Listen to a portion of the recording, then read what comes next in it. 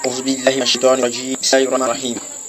الحمد لله رب العالمين والصلاة والسلام على أفضل خلق الله وعلى آله وصحبه وسلم تسليما كثيرا سبحانك لا علم لنا إلا ما علمتنا إنك أنت العليم الحكيم يا معلم إبراهيم علمنا ويا مفهم سليمان فهمنا مازلنا في شرح كتاب الأخضر في اللغة الأولى وهنحن في آخر الدرس من بسجود السهوي وسنبدأ في صفحة 70 mbalo tlatandu ka solni ne manyin ka kenga kidima kam yimo sallallahu alaihi wasallam ambe anga darsul labana fi darsu nahnu fi darsi atasi darsu kondona mi ke darsul labana yini alors la sona amolila aujourd'hui c'est le 24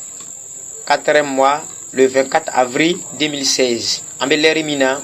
ambe du 9:15 de là damna la khudari allah atofo ni alors la sona kambe anse malamo kela ambe swafa amina swafa biworo swafa sabuina yoromina ko man jaatu akarabun amina damna yorla ka to korofo ni alot la sona la khoradi ko man jaatu akarabun ni bunde ni kana mogomima wala ma koson doko bude ni na kana mogomima au hayyatun wala masado fakatalaha epi ayafaga fala shay'a alayhi ko fuitati dima ibe selila ye kosondo ye wala ma saro yi ko saminya fe ko binana fala shay alayhi ko fuita tigima anani ya faga fuita tigima ikasili kan ako illa an yatula fi la filuhu fona ka ke walen jeyana san ka fagali wala ma ko son ka fagali no wati jeyana aw yastadbira al qibla wala ma ni aya ko do qibla ma ki to san ka fagali la fo inana ki ko do qibla ma do kelati fa innahu atigi ya ko taw abe silintige nokela tatigi abi siltige hadisa be ami fo adalil be hadisa ami be yani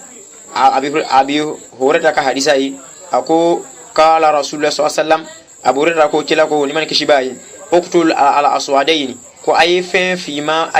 fima flafaga fi salati silila al hayatu sa wal aqrabu an koson français la ko scorpion أخرجه الأربعة حديث كرم ناني وليني حديث لكالي مي أبو داود عن الترمذي عن ابن ماجه عن النسائي وصححه ابن هبان كو ني حديثا وي حديث صحيح دي أمانا عليك أكو ومن شك ني ممشيكالا هل هو في الوتر يا عليه وتر سليلا mana witiri saw seli ko fe ambe lo sabado seli ambe lo fla seli kasigi ka lo kelen seli lo kelen mi be seli labana wal be witiri ashika ko be witiri la aw fi thaniyati shafi wala ma abe shafu yani shafu akal lo fla la shafu be lo fla be seli ka so me salam la katla ka lo kelen seli wala ma be shafu ka lo fla la jala thaniyatan abu lo ni ke sanata shafi abu lo ni ke yani shafu ale ka lo fla nai ishikala ibe witiri lawa wala ma ibe shafu yire lillaw aloflana lillah ko ibe lotola ibo ke afla loflana yi wasajada ka bara salam ibe sujud be salam ko fe summa ko fe aw tora ibe witiri silsisan mana ni shikala ni chugo yanna ibe lo ka yana ka kel loflana yi ni ye salam bla o shafu na sisa ibe sujudu fla be o sujudu flan ko fe yani ibe tla ka wuli ka witiri fran silsisan ومن تكلم ni mami kumana baina shaf'i wal watri shafu witri wuce iga shafu ngo yo lo fladi yo lo flan sili ye salam blaka ko bita kata lo kilin sili koni mami kumana sahiyan nyina boluma fala shay alayhi fuitama ni mami kumana ko fuitama wa in kana amidan ni atugula lika kuma kuriha ukoniala amana wakela makuruhu ya tigi mokoniala wala shay alayhi fuitama suisawitama aku al masbuku rujmai huwa man sabaqahu al imam fi salat adrakta al imama salla rak'atan aw akthar kaka ul masbuki alami kona mominye wal masbuku ni selil dem naka ko mominye wa in adraka mal imam ni ayel selil do surna al mamiye akalla mikado min rakatin katimi lo kelinga ay lo sonal mami lo mi kadro katimi lo kelinga fala yasjud mahu akena sujud binal mami la qabliyan akana sujudu kabli bin almami wala baadi an sujudu baadi mana ile nana selila ima lo fo isro na almami la ina almami so be sujudu la ile sujudu bin almami ako na kelati na almami na sujudu kabli ke na almami salam la wati na ele wula ki ka sili to sara abena sujudu ke sujudu mbe ke ka kon salam blanye e kana jigi ko sujudu bin almami wala baadi yan sujudu fa be ke yani almami fana salam blale ko be fana tuguni e fana kunu ke na almami fana tuguni sabula ima seli fu ile so na almami ni mo mi seli so na almami sisan atigi wole la na almami ye sujudu mi ke atile kan ka ke ko amna sama tuwa mina ayi ko fatuguni hadisa be abi horora ta fatuguni ako izajitu ila salati ko ne aytala seli ke wa nahnu sujudun aytala ansoro ka anko ambe sujudu la fa sujudu e ka sujudu banye wala ta udduha shay'an ay kono jati foyi ye sujudu mi soro ka sujudu mi bena ye kena jati ko sujudu nye o yeseli do seli raka ka sori wa man adraka rukuwa ni ma mi ye ruku soro fa kadi adraka salata ko ay seli soro yani mo ma ruku soro e ma seli soro e ma ruku soro donc alame na sujudu mi ke baadi wala makabulite kadal ba misabula e ma seli soro na almami ni hadisan rawahu abu daud wa sahahu ibn khuzaimah wal hatim ibn khuzaimah ani imam al hakim wal ko hadith sahih liwi nam ako fa in sajada mahu na yusujudu bin almami e ma lo fo yusujudu na yusujudu bin almami na sujudu be na almami batolat salatu wa kasili ni chana wa in adraka rak'atan kamilatan ni ay rak'at fali do soro aw akthara wala ma ay lo soro mi ka shakat mi en lo kelinga sajada mahu al qabliya abe sujudu qabli bin almami sujudu bebe ka ko salamu nye ni ye lo kelen soro almami wala ye lo min soro ya kashane ni lo kelen yi o lo tola yani ni almami be sujudu ka ko salamu nye sabula esgin almami abe tahya kala na ye sujudu be mi qabli ka ko salamu nye ebe sujudu tola be ni almami wa akhara al baadiya menga sujudu baadi ibale rita ibabla kofe almami bana salam bla wati mina ile wulila ibita sarala sisan abe sujudu baadi ke ikana jiginai ibika seli to lama ni seli bana wati mina sisan ibika sujudu baadi ke hatta yutimma salatahu fa baka seli dafa mana fi beka seli dafa le kofe sisan ibe sujudu ke fa yasjudu ba'da salami abe sujudu be aka salam kofe mo be seli ke almami akonanya eseli do ke ka kunya salam la wati mina almami ile wula bi ka seli to sarla almami be sujudu baadi ke ko kena jiginayi ibi ka seli dafa le kofe ibi salati be sujudu flake aka yani salam kofe fa in sajada mali imam na ye sujudu bin almami sujudu baadi ni aya bin almami ajigila sans fe ilon be sans fe almami sujudu baadi ke ijigila ka ko sujudu bin almami amidan ko tunga boluma batolatu salatu ati ka seli chena itugula le kuke ku ka seli chena wa in kana sahiyan no kala nyina bololema sajara bada salam abe sujudu be salam kofe nakala salam kono ko nakala yani nyina bololema ibe sujudu be salam ko meni tugula le kake ko ikasili yani achana wa in saha al masbuk ni almami kona mo minye dan seli do kala mo mi kofe natigi nyina na bada salam limami almami ka salamu bilali kofe fa wal kal musalli wahada abekom mombe kelina silila manaho masbuko lumai el nasoro almami ka lo fulano nyonake ele ka lo fulano so na almami exam sili fanala almami bana lo fulano silila almami salam bla suyu sawi mal mami soro me ile kumita fulano sarawati mina suyuru sawi soro nyina na ka defo do ke aflaton na sisa ibe kom momi be kelina silila e yere bi ka sili repari akan ka repari tuwa mina na kan ka ke badiyo iba ke badiye na kan ka ke kabliyo wa idha tarattaba al masbuki ni o idha tarattaba ni tuguli kela al masbuku kan seli alami yani sel de manaka ko momi nye badi sujudu badi o yati gisoro menji yati imami akal mami fanfe wa kabliyu ani sujudu kabliyu menji yati namsi alere fanfe ajzaul kabliyu ko sujudu kabli bati la wasa sujudu badi ile silige alami ko na lenye itala soro alami ko na lenye ile yedo lodo so dal mami manam ya alami tala sila ile jola ko bi ka seli to laban almami tala sujudu ke ka sujudu badi ke abile kono nen tala sila wati na mena nga badi ke kuma tina kan tugo yamina me yani ka seli be ban ere na ashilo na do ka seli la mi be sujudu kabli jagwe ayima ko ibal mami tan toy ki tan ke ko sujudu kabli ko abilla wasaka bom kuma timna kan tugo yamina ko sujudu kawli nani baadi no nyagamina nyona ambe kabuli ke kabali tuy wannan si rukuwa ni mom ka ruku do tuy watazakarahu ruku ni jigi ale kono fi sujudi la raja ka yiman abisi ko kajo ile nyina na yima bri fitala sujudu la iye sujudu ke wati mina jigi le kono ja maruku ke ko ibesi ko katijo wa yusahabu abe kanu lahu atigiye an yuida shay'an ko abe fen do la se ko min al qira'ati kabo kalana summa ko fe yar kaw abe ruku ke wa ya sujudu ba'da salam bi abe sujudu be salam ko fe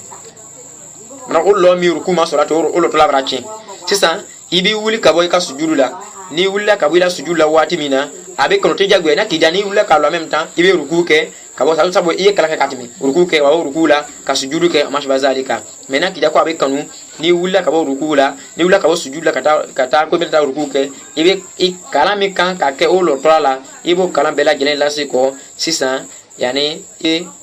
ibe ruku ke kila sujudu bela jelen ke tuguni c'est comme iye lo kelen sur lo don tiana ni silit la wati mina yusujudu be salam ko fe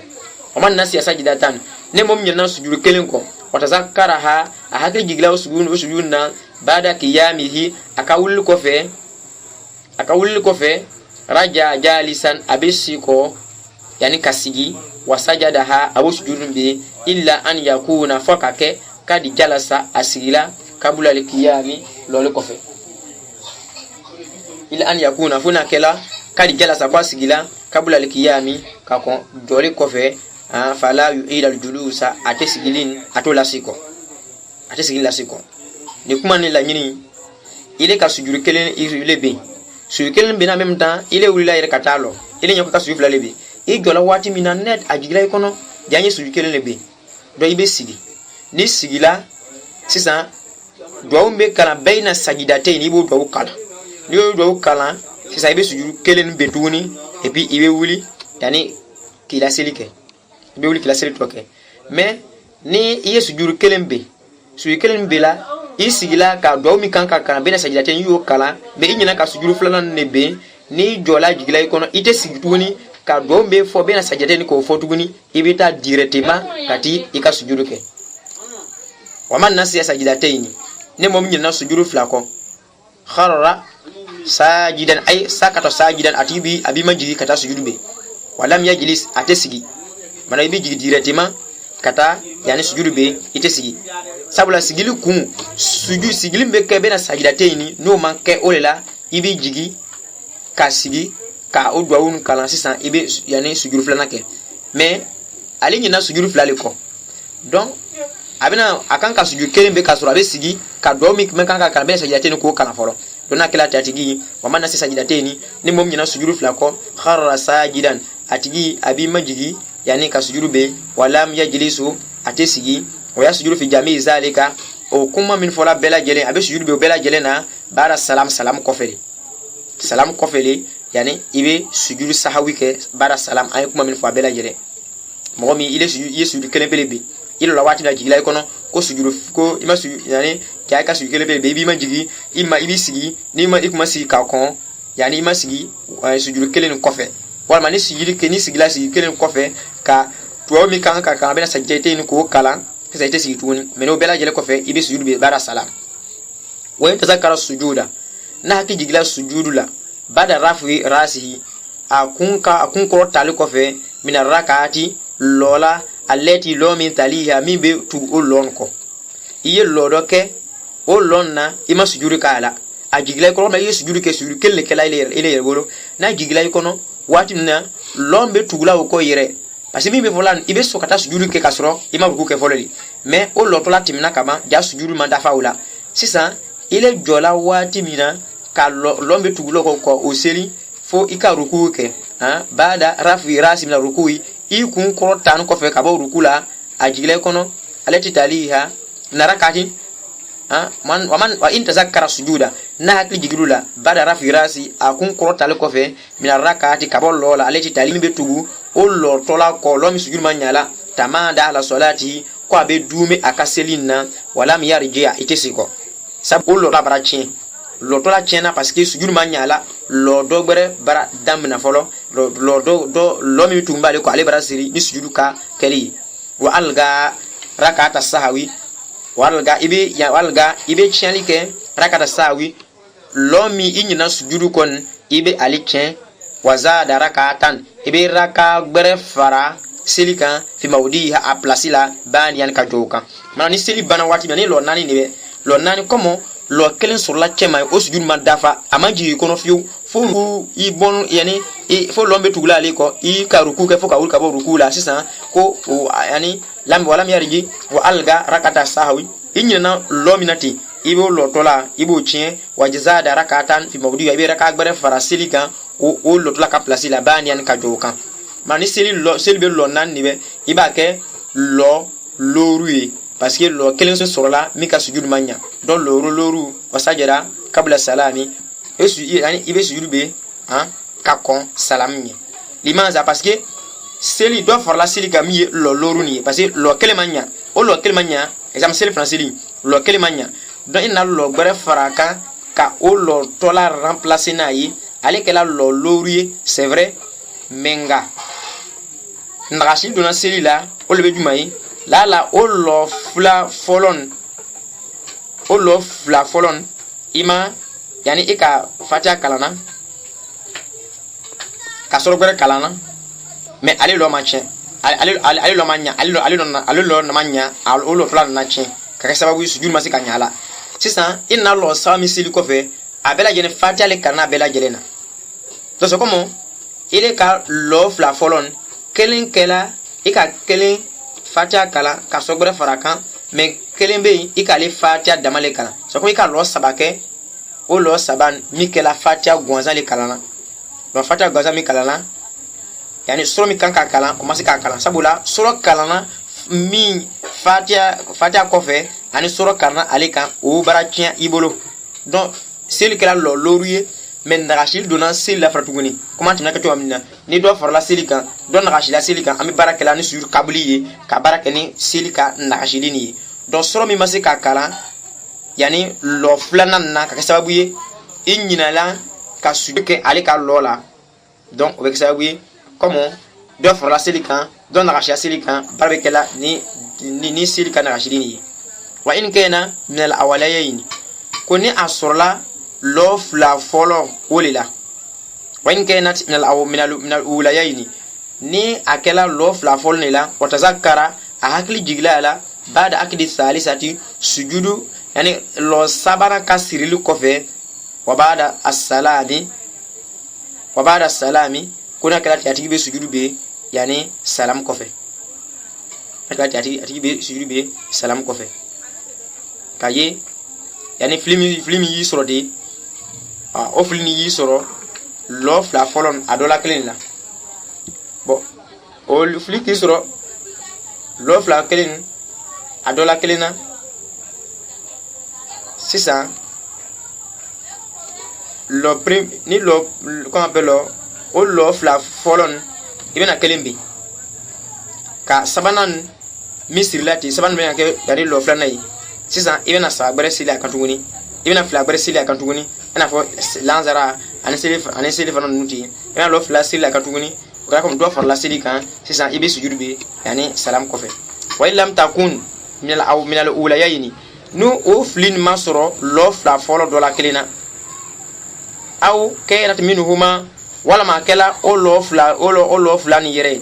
o le la fli soro lo fla bela jenila wa tazakkara aklija kabla akdi salisati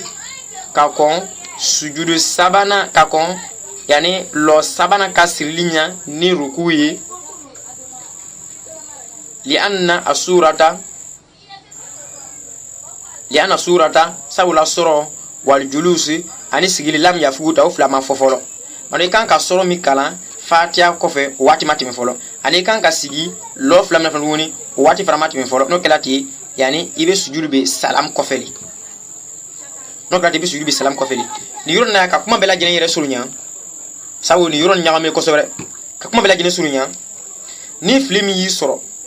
fliki soro lo folo flan a dola keleni la fliki soro lo folo flan a dola keleni la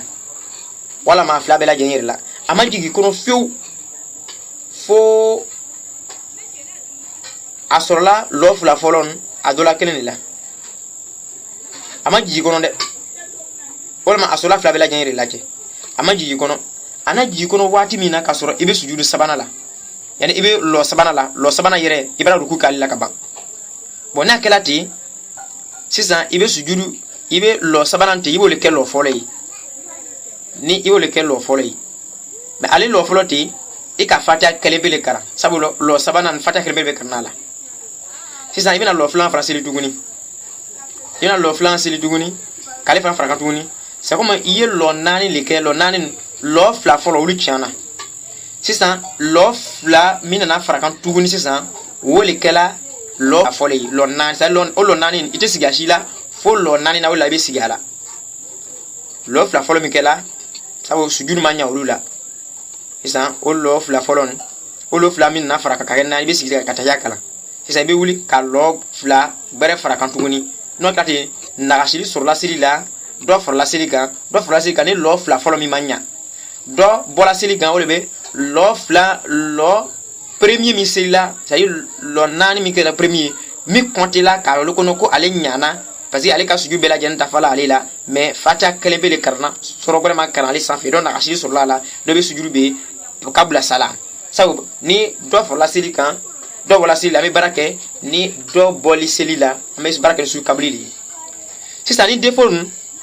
ni ama soro lof la folonna wala ma yire asula lof la folonna menga ajigila ikono ka kon sujudu saban ka sirilinye si ça ni asorola lof la folonni la ajigila ikono kasoro ibe lo sabana la si ça o lof la folonni bolu be su sabanan si ça alhamdulillah ali make foro ibe fatia kala kaso bare faraka kale faran fatia kara tuguni sa so bare faraka tuguni kaso ibe sigi sisa iba flaseli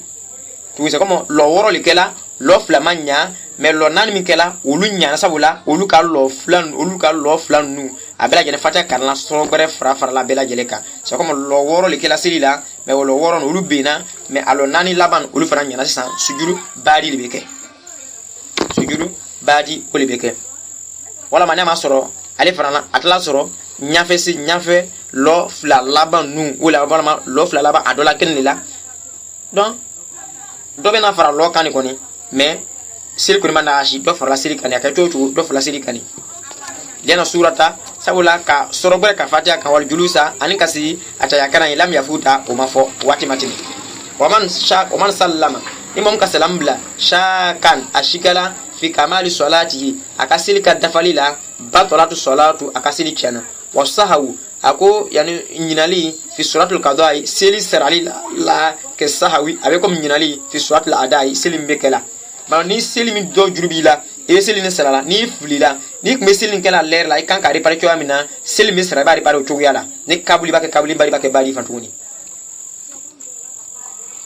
wasahawi fi nafilati ako ni nyina fatu ni place la ke sawa ko ni nyina na fil fardo fa brasili la aber para tuyela ila fi siti masaili fo fi siti masaila fo kiti woro la kiti woro ko ni kiti woro do be ni flikela o kiti woro ki do la kelena akoni be fo nyoya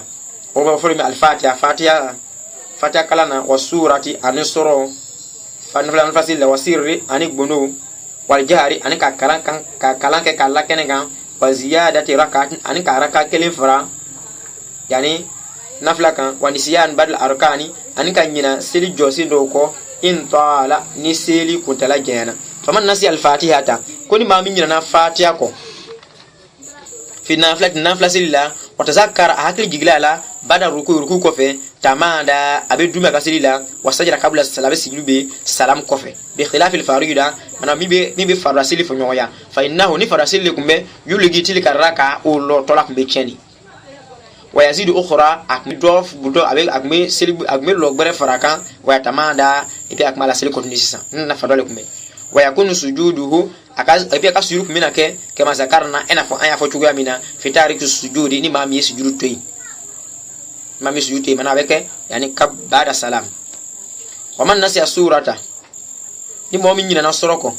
awli jahara wala man ka kalanke kala kenenga aw sira wal maka ke bono la fi nafla silla wa tazakkara ajigla kono bada ruku ko fe tamada abe duma la silla wala sujuda alayhi sujud jagu yama bi khilafil farida min farasili o be fonyoko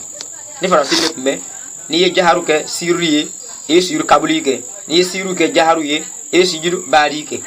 waman kama ila thalisatin fi nafilatin ni mami wulla kata lo sabana na nafla silla fa in tazakkara najigla ala kono kabla ruku'i ka kon ruku'u nye raja abisi ko kasigi wasajada bara salam abisu yurbi salam kofe wa in akada thalisata ni aye lo sabana siri ni ruku'i tamanda abiduma la silla wazada rabiata abillo nana faraka wasajada kabla salami abisu yurbi salaka kon salam nye bi khilafi al farida min fada be fonyoko ni fadwa le be kuntekete akmesi yurbi yani bara salam ni sawla do farasika fa innahu atigi yarju mata ma zakara abisi kot mot manan gila ali kono wa su bara salam abisi yurbi salam kofe manani ifrila ka do fara nafla kan mot manan gila kono bisi ko abisi yurbi yani wa su bara salam wa yari ko fa innahu man farasili yarju abisi ko bada ma zakara na gila kono wati mina kala ka do farasika wa su bara salam abisi yurbi salam kofe man nasi yarukunan ni mom nyana silika josino ko في النافلة سلا كالركوع كم أنا في الركوع أو السجود ولا ما سجود ولا ما تذكروا أما جيجا كنا حتى فو سلام أي سلام بلا وطال بيا واتجانا فلا إعادة عليه كسيلك الله سكرتي جاكوياتيما بخلاف الفريضة من فراتك فراسلتكني فإنه أتجي يعيدها أبدا أبسل لسكو يعني كدي تويا بلا جلنا ومن كتب النافلة نمامي النافلة تيجي آمدا تكون بلوما أو ترك من ركعة wala ma ayi lodo toy aw sajidatan wala ma sujudu do amidan tugambuluma aada ha abadan ko abesil lasiko yani tuga bela jedina nafla katu kana flatige wala ma kanyina lodo ko wala ma ayi lodo toy ramanyina wala ma tugubo tugambuluma wala ma ayi sujudu to tugambuluma aada abadan abesil lasiko yani tuga bela jedina sawla mo ma katulonke moment tulege selila selibi abatudi hal nafla libe c'est vrai yi konta libe menga e man ka tulenge e fa yukal en selila sabula chemi kumeseli gela ka seli kutenyana anachila vechila kwa makwabisi kata seli lasiko tuguni ada ha abada seli lasiko yani tumabela jene kujankunya tugabela jina waman tanahada fi salati ni momi magambo selila falashi ale fuitama kama mata ko fuita tigima illa an yatika bi harfin funi ay harfu do fo yani harfu mima ka fo o yoronna wa iza sahal imamu nal minyina bi naqsin ni silikata ashili aw ziyaratin forma ni do farali silika sababil mamum alami komo yani obe subhanallahi fo anyina me kuma ba ko subhanallahi anyina ka do wasilila o manyina ka do farasilika yani abafo yani na kapalo alami komo obe subhanallahi fo anyina kafuko mama kama ambo silila hadisa bi kila sallam in hadis salata la yaslu fiya shay'un min kalamin nasi koni selin fin shi tenya ni selina yani kaba mo ka kumana inma huwa tasbih wa takbir wa qira'atul quran ko selin o bisban life holiday anala wa akbar an quran kala rawi imam muslim ni hadisa lakali kafuko tunni nalma min yeddo bo silila wal ma yeddo fara silika alba ko ka ko subhanallahi hadisa fana be rasul ko izanaba kum amrun fi salati ne fendo ya isro silila fatasbihu lirijal ko subhanallahi foy abe chotali wa tasbihu linisai an taga fo fratun o be chotali abe tasbihu ko be chotali wa tasfiku an taga fo linisai musotali abe bukhari ni muslim gono wa iza kama imamuka ko ni kalma min jola min rak'atayn lofla nala bayo dana mi lofla sili akan kasikata yakala nan alola lofla la fasabbih bihi ko ikasubhanallah fo ayi fa in farakal arda na farlan dukur la manana awulla ka faran dukur la fa bay betu ko dawulla ka faran dukur la ko ifra betu ko wa in jalasa fil ula nasigila loflana la lo folo akalo kileke asigila la au fi salisati wal masigila lo sabana la fa kum kuijo wala tajlis ma o kala siginai sababu jo ila limam litamma bihi almam de la kwanga alla digimme anta alla digi flila sababu ni sigila ka fanya na ko subhanallahi ale malo yani subhanallahi fala kumingama abina le nyami meni ile lola ko subhanallahi ayere ya suban laifo ayi kame ale yere adoko yillonbe abaji abiji akono yorola jambe lo fla me lo fla na folo lila nkan ka wuli ka lo fla masidi wala me lo sabana la kan ka wuli di wala tajil makukana sinai wa in sajada wahidatan kodal bami yello suju kelelebe watara kasaniyata ayi suju fla nan toyi fasabbihi bihi ikasubana laifo almamima wala takum maho ekena wuli na ye kata yani kata jo yesu wala fa nyana tukafa be jiga kono kaka suju kelelebe abisi kala sugu nibi illa anta khafa aqda rukuhi foni sirana ko almami yesu wala fa almami manji amana sikana lo kana don yani kana ke kana sujud ke ni sirana ko almami be suju abe ruku gbara siri yani ko fe sisa yani fat ba ko bitu wako wala tajlis bada zalika ma ho ko ekena sigi ni al okofe ni le tugulal mami ko parce que lo to la mami masiko kana lomi ayesu sujud kelelebe ala amase kana wori bari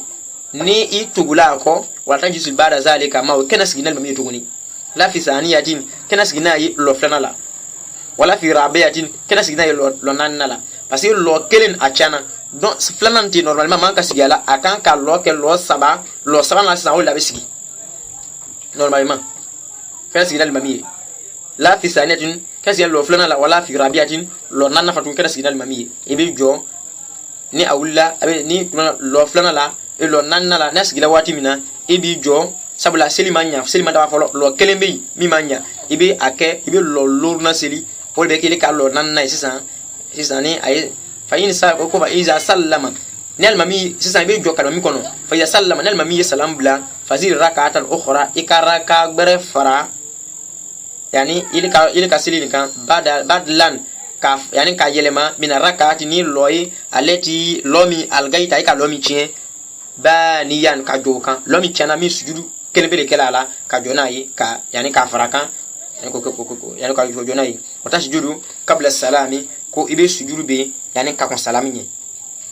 ta sujudu kabla salam ibe sujudu be ka kon salami ni sabula nashili wo sola sila ane dof ran fasil ka tuni exam ni seli fana lebe na kala dele ka lo leke mais e fana masigi sila fana duguni saba ko kana signal mami lo flana la kana signal mami yani lo nanna la be masigi fa in kuntum jama'atan kuna kala jama kurde fal afdal mikafza lakum awye an tuqaddimu wahidan abi mo kelen bla enya fe yutimma bikum abaka sel dafa ayi men ka mo kelen bla enya fe mi be ke aw kalima mi be ka sel to dafa awye ngabe ni kuma be mulejira comme don kala do ba futu na be daga ni seli fola yuko ay ka lo fla soro ato lo fla seli fona ti ato lo fla be daga alu mi to mi ba se ka mo kelen ta kalima mi wa iza zada li imam sajidatan salisatan nel mami yani sujud sabana fara seli kan fasabbibi ika subhanallahi fa almamiye wala tasjud ma'hu ikana sujud bin almamiye kana sujud bin almamiye asabana kana bin almamiye wa iza kama liman nama mi wulila ila khamisatin kata lorna la lo nani sele fanati atake lo lorna tabiya human mo be tugal mami ko tayakana mi deganela mo jibaha ko lon be jaguya di mana wo lon be lo nani nai momi yani ka dangane ko ni lo nani nai be jaguya di abe tugati ko au shaka wal mo mi shikala onde si mata da fala de be tugako fi wala mo shikala ala ni lo lebe wala lo nani lebe wajana sa man ko mo be sigi tayakana ziyarata ha ni mo mi dangania ko do far la sili ka tibi sikal mi kono nen mi bana kallo loduna sisa abina na yani ka sujudu ya abina na ka tahiyya ka sabi salam linawi fa in jalasa al awwal na tigi silana mami yani defo folola wa kama sani ibi ananajo nan mami fana duguni defo fulana la batola salatu katika sili chena ana wodi ba fe katwal mami ko ibi twal mami ko ala euro bela jelena meni ma tuwa ko euro kelena eure fulana na ni tugula ko ka jona yi ka sili chana wa sallama al imamu nan mami salam bla kabla kamalu salati ka kon sili ka dafali nye sabbaha bihi ala ko al ko mo bi subhanahu fa sabbaha bihi man khalfahu bomba ko fe busu bi subhanahu fa nyene fa in saddaqahu na yati yichati ya kalmala salata wa baka sili dafa nati yichati ya wasajara bada salatu shudu bi salam ko fe wa ikka nashigala fi khabarihi atika kibariala sala adilaini abi motilin yani moflaninga motilin ba flaninga wajaza mal kalamu kuma dagala o moflanu yefi zalika hala en fa abi zuliya den ka hadisa la chugamina kila wenyinga zuyaren yemi fo we chandi ya ko ho wa inta yakana le kemala nadengana la ko sili dafala amila abi baraka ala yakini akadeni ne aka lianna shakka la yazilu li yakin shikati dengene wuli kawai wataraka al adlaini abi mutem hotelin fulana bo toyi illa an yakusura nasa foni mugo shiala khalfa kofe mi kono a ko ati ko chemi fo ko chanlibe fayaturuka yakinahu abaka dengene an toyi waraji wayarji ya ilayhim abisiko mugoma ena fo zuile den takala to amina afola kan rasul nyinga yalen ye chanfo ko ko je ko rasulullah ko alaka kila ko yalen aye chanifo atrate minge kila ye aleta toyi yani katugu uluko nafo abe sahih bukhari ani muslim kono yani chugo amina do yi lo khadari kabali ambe lermina ambe yani 20-50 li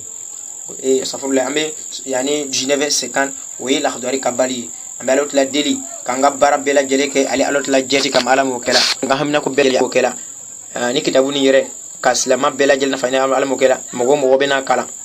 ka famu ko ke sababu ye ka ke ali jira do sababu alamu kala namba min sona kando kalana ne mo yido kalana ka fam ibe do ke ne anin fani bayi ani silman bela jele anin ga karamo yi min fatula ala ka hinawla min fana be nyama ala ka shi baraka mandu bela jele ma ni mandabo feshi kama wallahi wakafa billahi shahida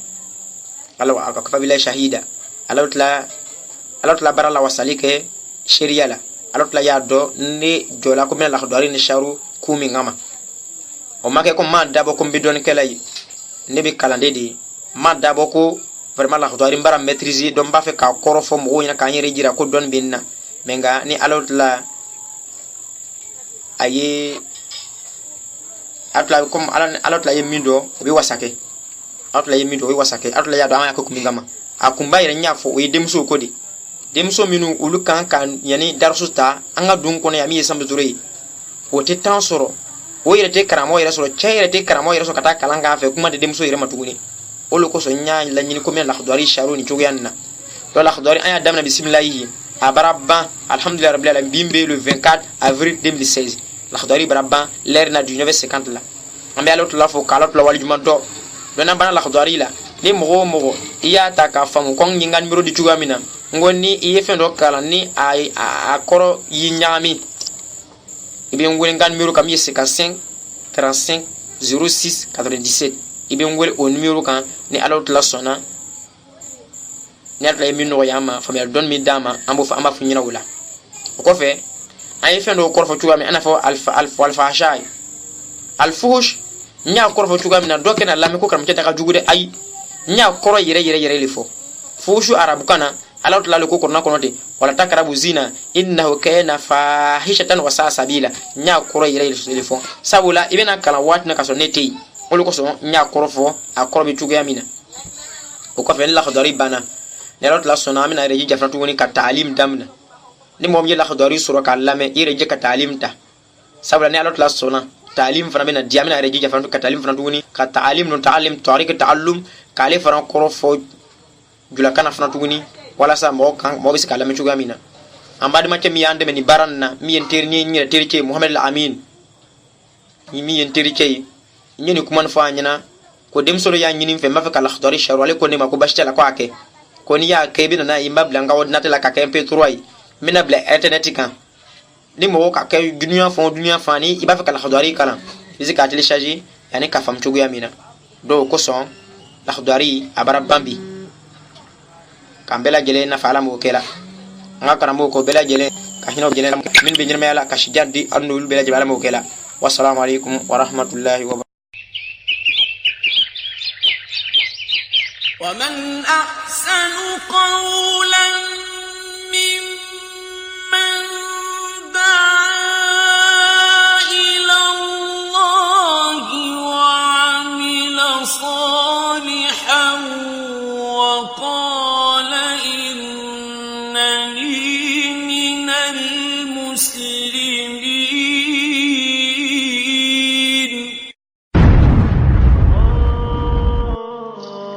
ni aw mako be an ka darasu tawla aw musu ko soro an ka site internet kan min ye bon-e-monsite.com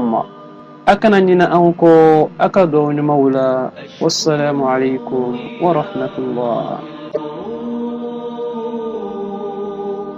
وأدمعي حر سكوب وألوذ بالصبر الجميل وحكمة الدهر الدؤوب.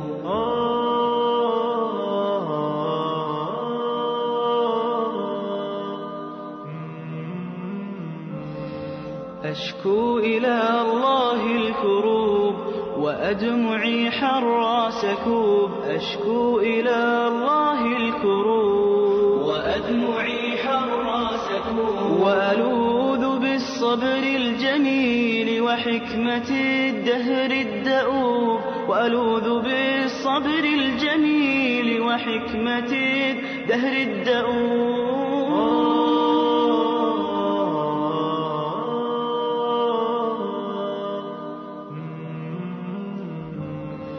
وأسلم الصعب الجموح إلى معالجة الغيوب. وأسلم الصعب الجموح إلى معالجة الغيوب ثقة وإيمانا بمن رحماته تحيي القلوب. ثقة وإيمانا بمن رحماته تحيي القلوب.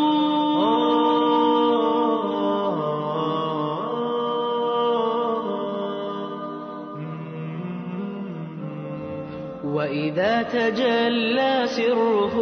في عبده ملك الدروب. وإذا تجلى سره في عبده ملك الدروب سد الطريق على الزمان وقام في وجه الخطوب. سد الطريق على الزمان وقام في وجه الخطوب.